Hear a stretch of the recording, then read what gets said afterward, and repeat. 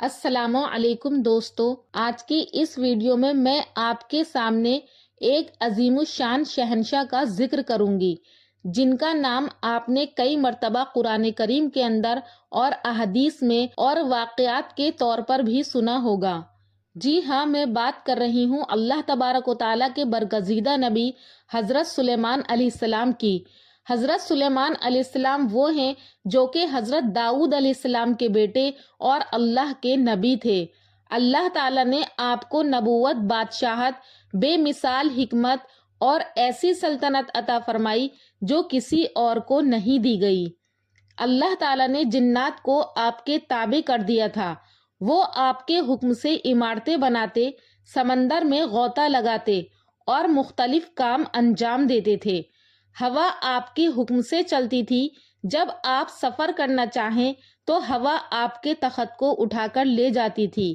حضرت سلیمان علیہ السلام وہ صرف انسانوں کے ہی نہیں بلکہ جانوروں، پرندوں اور جنوں کے بھی بادشاہ تھے اور سب کی زبان کو سمجھ سکتے تھے۔ سلیمان علیہ السلام کو ہوا پر بھی اختیار تھا اور وہ کچھ ہی سیکنڈوں میں ادھر سے ادھر آ جا سکتے تھے۔ اگر آپ کو پروفٹ سیریز میں انٹرسٹ ہے تو پلیز میرے چینل کو سبسکرائب کر لیجئے۔ چلیے شروع کرتے ہیں۔ قرآن میں کئی جگہ اللہ نے حضرت سلیمان علیہ السلام کا ذکر کیا ہے۔ سلیمان علیہ السلام داؤد علیہ السلام کے بیٹے تھے۔ اللہ نے باپ اور بیٹے دونوں کو نبوت سے نوازا تھا۔ سلیمان علیہ السلام کو اللہ تعالیٰ نے ایک ایسا بادشاہ بنایا کہ آج تک ساری دنیا میں ایسی بادشاہت اور کسی کے پاس نہیں ہوئی، کیونکہ خود سلیمان علیہ السلام نے اللہ سے یہ دعا کی تھی کہ اے اللہ، مجھے ایسی بادشاہت عطا فرما جو میرے بعد کسی اور کے شایان شان نہ ہو۔ پھر اللہ تعالیٰ نے ہوا کو حضرت سلیمان علیہ السلام کے کنٹرول میں دے دیا۔ سلیمان علیہ السلام جہاں چاہتے ہوا انہیں نرمی سے پہنچا دیا کرتی تھی۔ مہینوں کا سفر سلیمان علیہ السلام منٹوں میں طے کر لیا کرتے تھے، اور اللہ نے سلیمان علیہ السلام کو جنوں پر کنٹرول دے دیا۔ جن سلیمان علیہ السلام کے حکم سے بلند عمارتیں تعمیر کرتے تھے، دریا میں غوطہ لگا کر ان سے ہیرے جواہرات اور موتی وغیرہ نکالتے تھے، جو عام کام انسانوں کی طاقت سے زیادہ ہوتے تھے۔ سلیمان علیہ السلام جنوں سے وہ کام لیا کرتے تھے۔ جو جن آپ کا کہنا نہیں مانتے تھے اور شرارتیں کر کے کاموں میں رکاوٹ ڈالتے تھے، آپ انہیں زنجیروں میں جکڑ کر قید خانے میں ڈال دیتے تھے۔ اور سلیمان علیہ السلام کی خاص صفتوں میں سے ایک صفت یہ تھی کہ وہ جانور اور پرندوں کی بولی کو سمجھ سکتے تھے۔ سورہ نمل میں اس کا ذکر آیا ہے کہ ایک دن سلیمان علیہ السلام کے سامنے ان کے تمام لشکر جنات، انسان اور پرندوں میں سے سب کے سب جمع کیے گئے۔ جب وہ چوٹیوں کے میدان میں پہنچے تو ایک چوٹی نے کہا، ہٹو، اپنے اپنے گھروں میں گھس جاؤ، ایسا نہ ہو کہ بے خبری میں حضرت سلیمان اور ان کا لشکر تمہیں رون ڈالے۔ اللہ نے ایک چھوٹی سی چیٹی کی یہ بات حضرت سلیمان علیہ السلام کو سنوا دی۔ اس بات پر سلیمان علیہ السلام مسکرا کر ہنس پڑے اور کہنے لگے کہ اے پروردگار، تو مجھے توفیق دے کہ میں تیری ان نعمتوں کا شکر ادا کروں جو تو نے مجھ پر انعام کی ہیں، اور میں ایسے نیک عمل کرتا رہوں جس سے تو خوش رہے، اور مجھے اپنی رحمت سے نیک بندوں میں شامل فرما دے۔ اللہ تعالیٰ نے حضرت سلیمان علیہ السلام کو فیصلہ کرنے کی زبردست صلاحیت عطا فرمائی تھی۔ ایک بار دو عورتیں اپنا مقدمہ حضرت داؤد علیہ السلام کے پاس لائیں۔ دونوں کو اللہ نے ایک اولاد دی تھی۔ ایک بھیڑیے نے حملہ کر کے بڑی عمر والی عورت کا بچہ کھا لیا تو عورت چالاک تھی، اس نے چھوٹی عمر والی کا بچہ چھین لیا، کہنے لگی کہ یہ میرا بچہ ہے۔ داؤد علیہ السلام نے دیکھا کہ بچہ بڑی عورت کے پاس ہے تو اس کے حق میں فیصلہ دے دیا۔ حضرت سلیمان علیہ السلام نے اجازت چاہتے ہوئے کہا کہ کیا میں اس مقدمے کا فیصلہ کر سکتا ہوں؟ داؤد علیہ السلام نے اجازت دے دی۔ پھر حضرت سلیمان علیہ السلام نے عورت سے کہا کہ بچہ مجھے دے دو۔ بچہ ہاتھ میں لے کر انہوں نے تلوار نکالی اور دونوں عورتوں سے فرمایا، میں اس کے 2 ٹکڑے کر کے تم دونوں میں برابر برابر تقسیم کرنے لگا ہوں۔ یہ سن کر بڑی عورت بولی کہ ٹھیک ہے، جبکہ چھوٹی عورت ممتا کی وجہ سے چلا اٹھی اور کہنے لگی کہ آپ اس بچے کو زندہ رہنے دیں، اور اسی کو دے دیں۔ یہ سنتے ہی سلیمان علیہ السلام بول اٹھے، تو ہی اس کی ماں ہے، جسے اپنے بچے کے ٹکڑے دیکھنا برداشت نہ ہو سکا۔ پھر بچہ اس کی اصل ماں کو دے دیا گیا۔ ایک دن سلیمان علیہ السلام سارے پرندوں کی خبر لے رہے تھے۔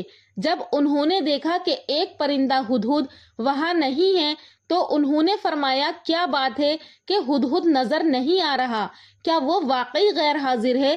یقیناً میں اسے سخت سزا دوں گا اگر وہ میرے سامنے کوئی معقول وجہ اپنے دیر سے آنے کی بیان نہ کرے گا۔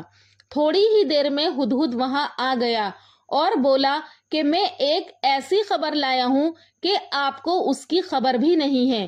میں قوم سبا کی طرف گیا، میں نے دیکھا کہ ان کی بادشاہ ایک عورت ہے جسے ہر قسم کی چیز سے کچھ نہ کچھ دیا گیا ہے اور اس کا تخت بھی بڑا عظیم ہے۔ میں نے اسے اور اس کی قوم کو اللہ تعالیٰ کو چھوڑ کر سورج کو سجدہ کرتے ہوئے پایا ہے۔ شیطان نے انہیں سیدھے راستے سے ہٹا دیا ہے۔ ہدہد ایک ایسا پرندہ تھا جو سوکھی زمین میں پانی والے حصوں کا پتہ لگا لیا کرتا تھا۔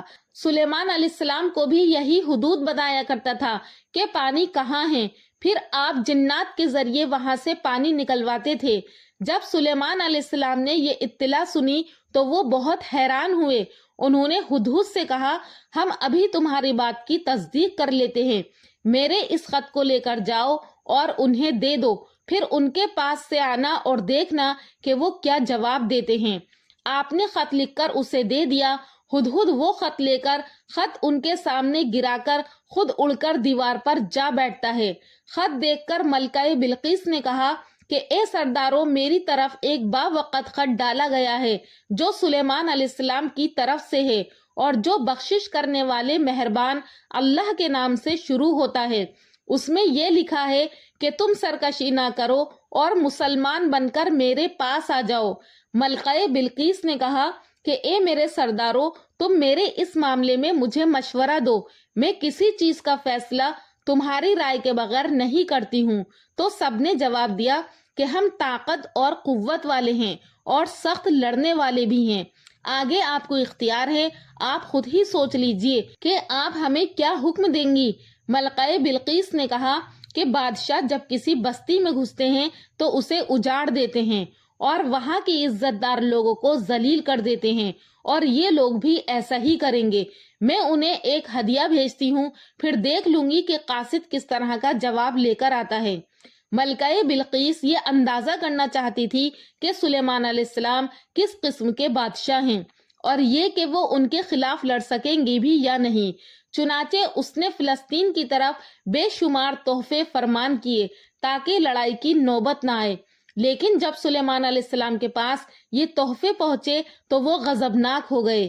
جب قاصد سلیمان علیہ السلام کے پاس پہنچا تو انہوں نے فرمایا، کیا تم مال سے مجھے مدد دینا چاہتے ہو؟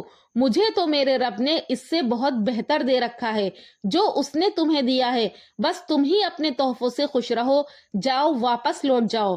ہم ان کے مقابلے وہ لشکر لے کر آئیں گے جن کے سامنے پڑنے کی ان میں طاقت بھی نہیں، اور ہم انہیں ذلیل کر کے وہاں سے نکال باہر کریں گے۔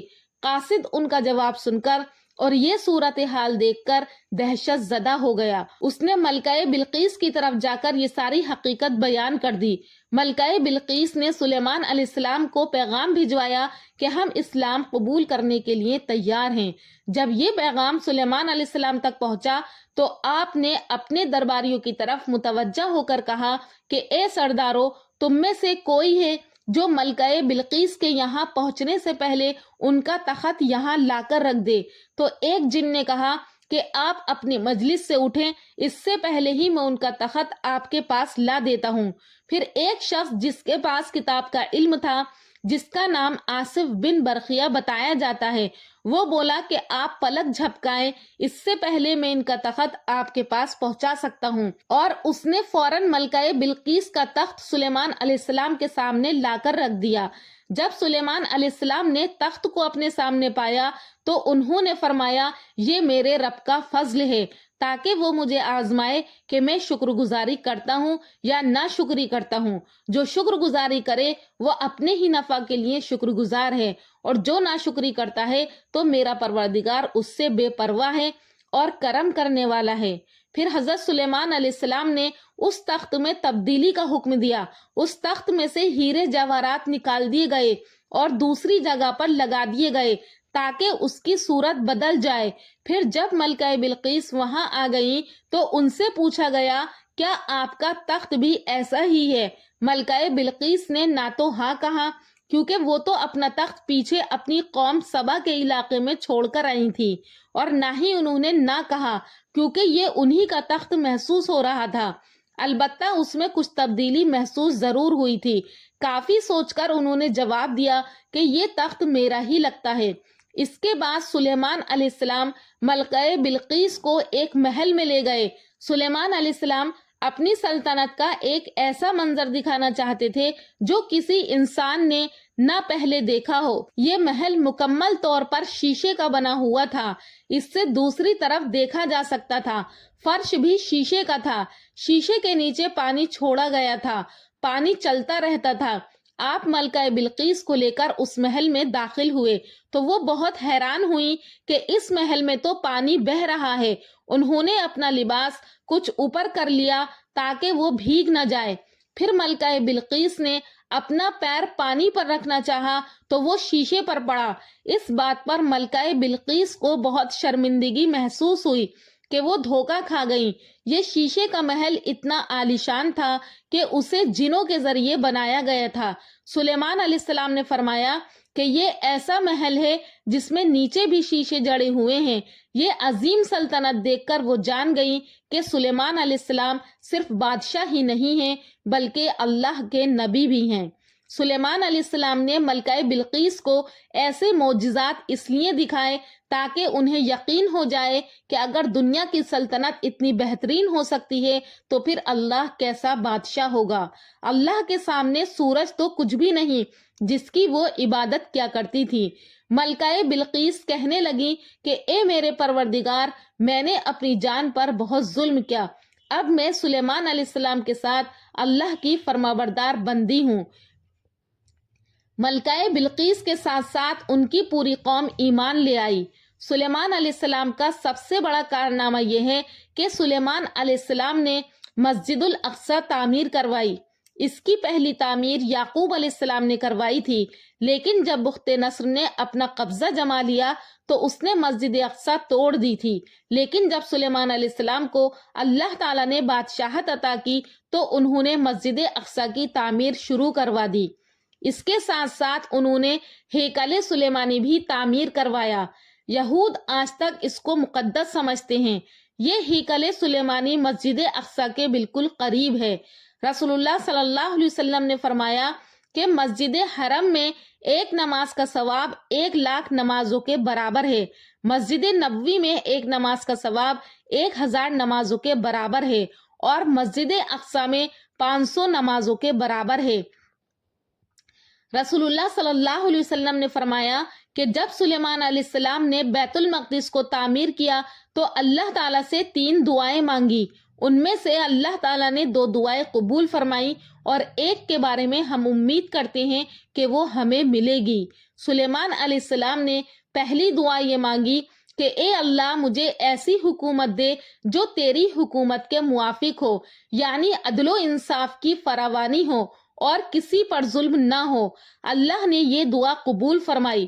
سلیمان علیہ السلام نے دوسری دعا یہ مانگی کہ مجھے ایک ایسا ملک عطا فرما جو میرے سوا کسی شخص کے لائق نہ ہو۔ اللہ تعالیٰ نے یہ دعا بھی قبول فرما لی، اور انہوں نے تیسری یہ دعا مانگی کہ جو شخص بھی گھر سے نکلے اور وہ مسجد اقصی میں نماز پڑھنے کا ارادہ رکھتا ہو تو وہ اپنے گناہوں سے اس طرح سے پاک ہو جائے جس طرح وہ پیدائش کے دن تھا۔ اس کے متعلق رسول اللہ صلی اللہ علیہ وسلم نے فرمایا کہ امید ہے کہ یہ دعا اللہ نے ہماری امت کے لیے رکھ لی ہو۔ اللہ تعالیٰ نے سلیمان علیہ السلام کو بہترین بادشاہت اور بے شمار طاقت عطا فرمائی تھی، لیکن اس کے باوجود وہ تھے تو انسان ہی۔ موت ہر انسان کو پہنچ کر رہتی ہے۔ انسان جتنی بھی قدرت حاصل کر لے، جتنا بھی غلبہ حاصل کر لے، جتنی بھی عظمت حاصل کر لے، لیکن موت سے نہیں بچ سکتا۔ اللہ تعالیٰ نے چاہا کہ سلیمان علیہ السلام کی موت سے بھی لوگوں کو عبرت حاصل ہو۔ سلیمان علیہ السلام کے دور میں لوگ جنات کے فتنے میں مبتلا تھے، کالا جادو عام تھا، لوگ سوچتے تھے کہ جنات غیب کا علم رکھتے ہیں۔ اللہ تعالیٰ نے چاہا کہ لوگوں کو سلیمان علیہ السلام کی موت کے ذریعے بتائیں کہ جنات کو علم غیب نہیں ہے۔ ایک دن سلیمان علیہ السلام نے جناتوں کو سختی سے کام پر لگایا اور وہ آپ کے سامنے کام کرنے لگ گئے۔ آپ ان کی نگرانی کرتے رہتے۔ جناتوں کے دلوں میں سلیمان علیہ السلام کا بہت خوف تھا، کیونکہ سستی کرنے پر آپ انہیں سخت سزا دیتے تھے۔ آپ کھڑے ہو کر ان کی نگرانی کر رہے تھے۔ اس وقت سلیمان علیہ السلام کی عمر 150 سال تھی۔ جنات بیت المقدس کی تعمیر میں مصروف تھے۔ ایسے میں آپ نے اپنا عصا پکڑا اور اس پر اپنی ہتھیلیاں ٹکا دی، پھر ہتھیلیوں پر اپنا سر رکھ دیا۔ اسی طرح ان کی نگرانی کرتے رہے اور اسی حالت میں اللہ تعالیٰ نے آپ کی روح قبض کر لی۔ سلیمان علیہ السلام کی آنکھیں کھلی کی کھلی رہ گئیں۔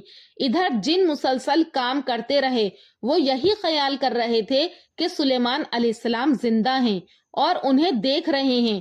سلیمان علیہ السلام کا خلیفہ آیا تو وہ پہچان گیا کہ آپ انتقال کر گئے ہیں، لیکن اس نے بھی جنات پر یہ بات ظاہر نہیں کی۔ اسی طرح 2 سال گزر گئے۔ جنات اس قدر سخت نگرانی پر حیران تھے۔